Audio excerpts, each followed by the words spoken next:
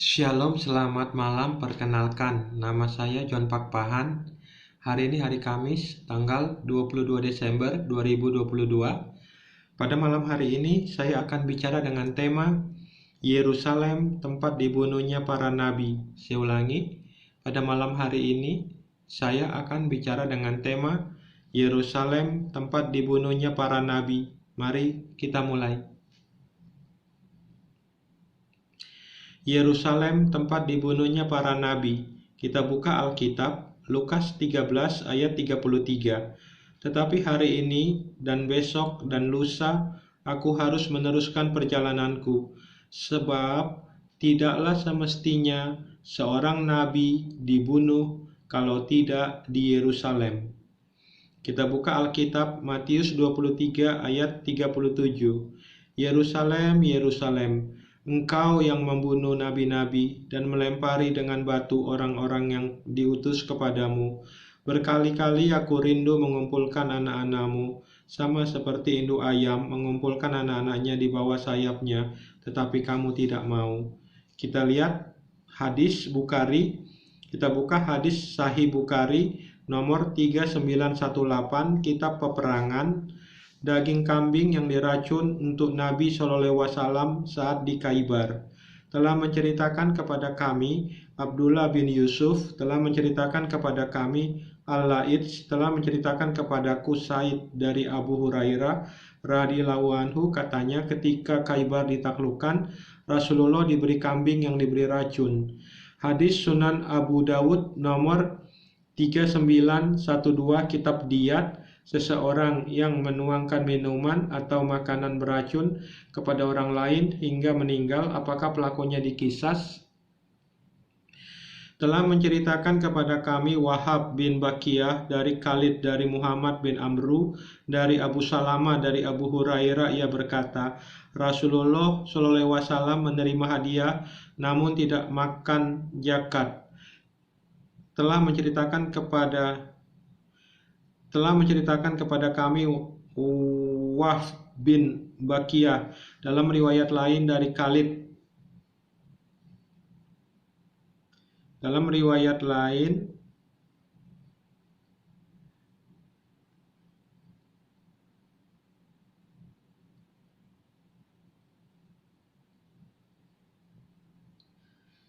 dari Khalid dari Muhammad bin Amru dari Abu Salama, namun ia tidak menyebutkan Abu Hurairah. Ia berkata, Rasulullah SAW menerima hadiah namun tidak makan zakat. Ia menambahkan, maka ada seorang wanita Yahudi Khaybar yang memberi hadiah daging guling yang telah dilumuri racun kepada beliau. Rasulullah SAW dan para sahabatnya lalu makan daging kambing tersebut. Namun kemudian beliau bersabda, angkatlah tangan kalian, berhenti makan, karena sesungguhnya daging kambing ini telah memberiku kabar bahwa ia telah dibubuhi racun. Bishr ibnul al-Bara bin Marur al-Ansari akhirnya meninggal dunia.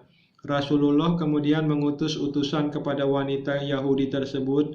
Beliau bertanya, apa yang mendorongmu untuk melakukan hal itu? Wanita itu menjawab, jika engkau seorang nabi, maka apa yang aku lakukan tidak akan membahayakanmu.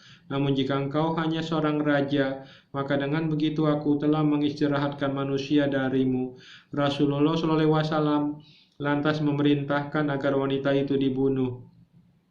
Maka ia pun dibunuh. Kemudian beliau berkata pada saat sakit yang membawanya kepada kematian, aku masih merasakan apa yang pernah aku makan di Khaybar, dan sekarang adalah waktu terputusnya punggungku atau kematianku. Hadis Sahih Al-Bukhari nomor 2933, kitab Jizyah. Jika orang-orang musyrik berkhianat kepada muslim, apakah mereka dimaafkan? Telah menceritakan kepada kami Abdullah bin Yusuf, telah bercerita kepada kami Al-Laits, berkata telah bercerita kepadaku Sa'id bin Abu Sa'id Al-Maghbari dari Abu Hurairah radhiyallahu anhu berkata, ketika Khaybar ditaklukkan, Nabi SAW diberi hadiah seekor kambing yang di dalamnya ditaruh racun.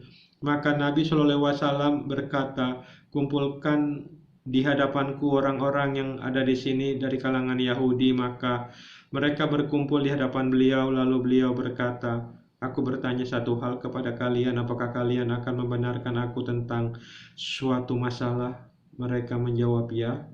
Nabi SAW bertanya kepada mereka, siapa orang tua kalian? Mereka menjawab, si Fulan. Beliau berkata, kalian berdusta, yang sebenarnya orang tua kalian adalah si Anu.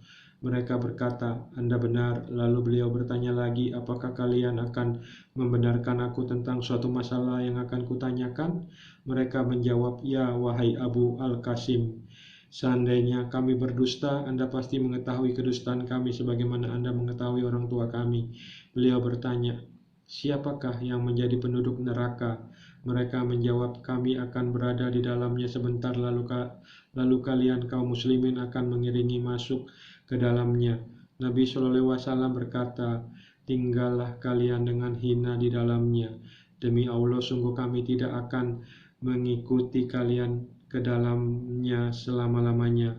Kemudian beliau bertanya lagi, apakah kalian akan membenarkan aku tentang suatu masalah yang akan aku tanyakan? Mereka menjawab, ya wahai Abu Al-Qasim. Beliau bertanya, apakah kalian telah memasukkan racun ke dalam kambing? Beliau bertanya, apakah kalian telah memasukkan racun ke dalam kambing ini? Mereka menjawab, ya. Beliau bertanya lagi, apa yang mendorong kalian berbuat begitu? Mereka menjawab, kami hanya ingin menguji, seandainya Anda berdusta, mengaku sebagai nabi, kami dapat beristirahat dari Anda. Dan seandainya Anda benar seorang nabi, maka racun itu tidak akan dapat mendatangkan bahaya buat Anda. Ini keterangan dari John Pak Pahan. Ini penjelasan dari John Pak Pahan. Kalau berdasarkan ucapan Yesus Kristus bahwa seorang nabi bila mati dibunuh, maka nabi itu harus dibunuh di Yerusalem. Muhammad SAW diracun oleh seorang wanita Yahudi di kota Khaybar dan mati akibat racun itu di Mekah. Saya ulangi sekali lagi. Ini keterangan dari John Pak Pahan. Kalau berdasarkan ucapan Yesus Kristus bahwa seorang nabi bila mati dibunuh, maka nabi itu harus dibunuh di Yerusalem. Muhammad SAW diracun oleh seorang wanita Yahudi di kota Khaybar dan mati akibat racun itu di kota Mekah. Kemudian beliau berkata pada saat sakit yang membawanya kepada kematian, aku masih merasakan apa yang pernah aku makan di Khaybar, dan sekarang adalah waktu terputusnya punggungku atau kematianku. Karena Muhammad SAW tidak mati di Yerusalem,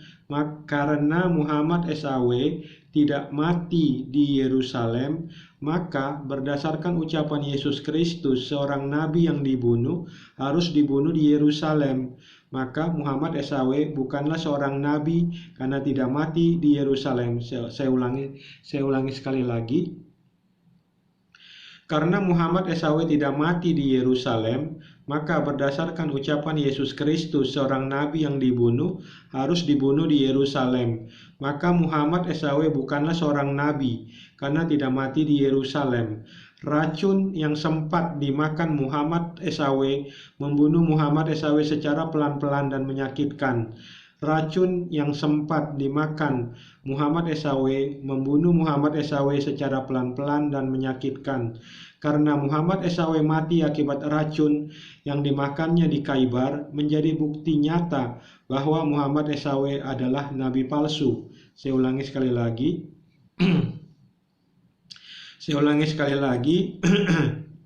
Racun yang sempat dimakan Muhammad SAW membunuh Muhammad SAW secara pelan-pelan dan menyakitkan.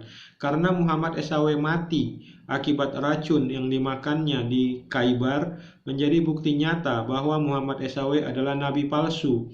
Sebagai pembanding, kita buka Alkitab, Kisah Para Rasul 28 ayat 3-5. Sebagai pembanding, kita buka Alkitab, Kisah Para Rasul 28 ayat 3-5. Ketika Paulus memungut seberkas ranting-ranting dan meletakkannya di atas api, keluarlah seekor ular beludak karena panasnya api itu, lalu menggigit tangannya. Ketika orang-orang itu melihat ular itu terpaut pada tangan Paulus, mereka berkata seorang kepada yang lain, "Orang ini sudah pasti seorang pembunuh, sebab meskipun ia telah luput dari laut, ia tidak dibiarkan hidup oleh Dewi Keadilan." Tetapi Paulus mengibaskan ular itu ke dalam api dan ia sama sekali tidak menderita sesuatu. Saya ulangi sekali lagi.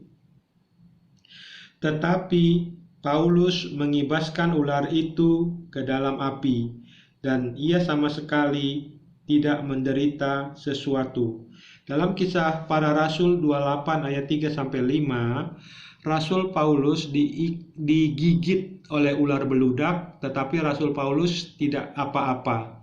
Muhammad SAW sempat memakan racun di Khaybar yang diberikan oleh wanita Yahudi, sempat memakan sedikit racun yang menyebabkan kematiannya secara pelan-pelan dan menyakitkan, karena Muhammad SAW sendiri mengatakan akibat racun di Khaybar dia merasakan sakit dan kematiannya disebabkan oleh racun di Khaybar, maka Muhammad SAW adalah nabi palsu. Seandainya Muhammad SAW benar-benar seorang nabi, maka racun yang dimakannya tidak akan memberi efek seperti Rasul Paulus digigit ular beludak. Rasul Paulus tidak apa-apa.